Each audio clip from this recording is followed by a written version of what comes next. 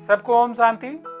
आज हम लोग महाभारत कथा में युधिष्ठिर और उनके भाइयों का जो वनवास के समय में बहुत सारे उनके क्रियाकलापों में कुछ ऐसे भी क्रियाकलाप हैं जो ऐतिहासिक दस्तावेज के रूप में बन गए हैं, तो उन्हीं में एक जो मायावी सरोवर है उसकी हम चर्चा करेंगे।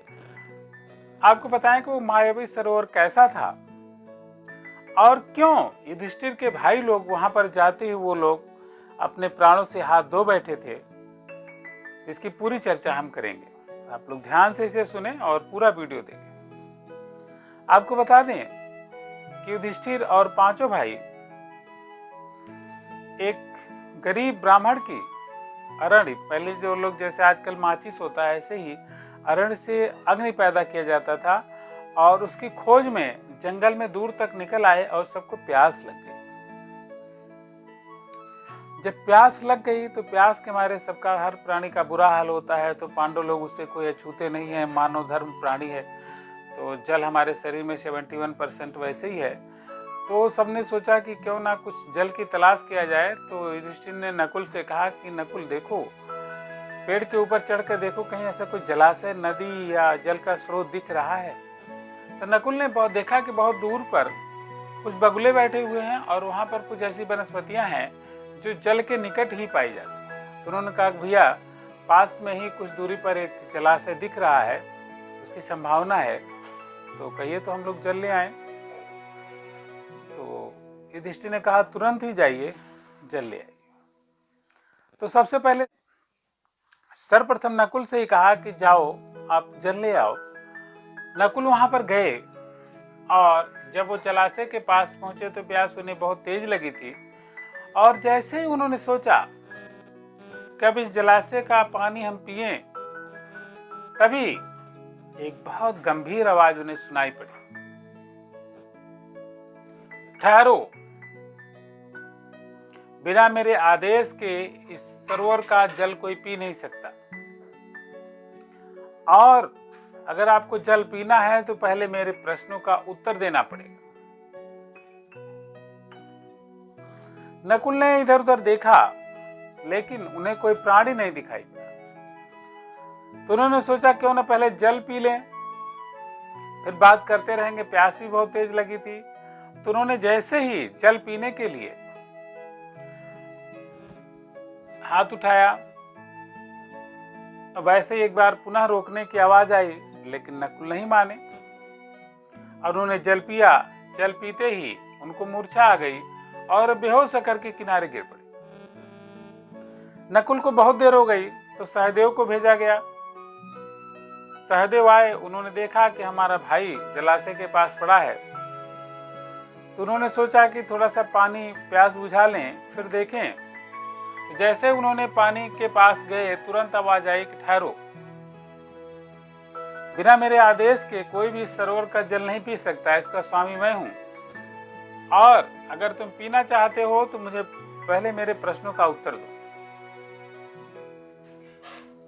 अब सहदेव को भी बहुत प्यास लगी थी, प्यास के मारे उनका बुरा हाल था और उन्होंने इतने भी जहमत उत्तर देने की कोई उन्होंने चिंता नहीं समझी और अपने कुछ शक्तिशाली मानते ही थे। तो उनका भी वही हाल हुआ, वो जल पिए और पीते ही मूर्छित होकर बगल में गिर पड़े। अब दो भाई तो नहीं जब आए तो युधिष्ठिर ने फिर अर्जुन को भेजा।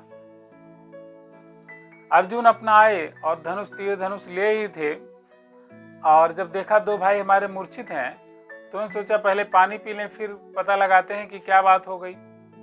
और जैसे ही जल की तरफ उन्होंने देखा, दृष्टि दौड़ाई, सोचा कि जल पिए, तभी उन्हें भी आवाज सुनाई पड़ी कि अगर तुम पानी पियोगे तो तुम्हारा भी वही हाल होगा जो तुम्हारे भाइयों का हुआ है।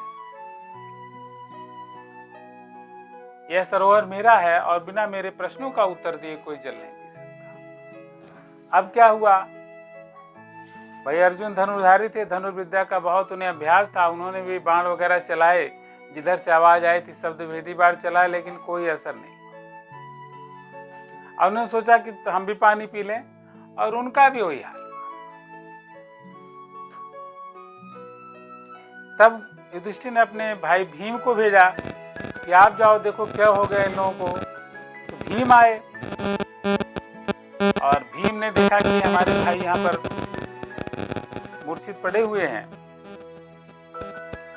अब उन्होंने भी प्यास के मारे बुरा हाल होने के नाते सीधा पानी पीना ही उचित समझा और जैसे ही वो पीने लगे तुरंत वही आवाज आई, ठहरो। भीमसेन ने सोचा पहले जल पी ले, मेरे भुजाओं का आगे कौन ठहर सकता है। और उनको भी घमंड था और उस घमंड के नाते उन्होंने भी जल पीना उचित समझा और वह भी मूर्छित हो गए। इसके बाद जब युधिष्ठिर आए तो उन्होंने देखा कि मेरे भाइयों का तो बहुत बुरा हाल है, ये तो मृत पड़े हैं। तो उन्हें कष्ट हुआ और लेकिन प्यास बहुत थी।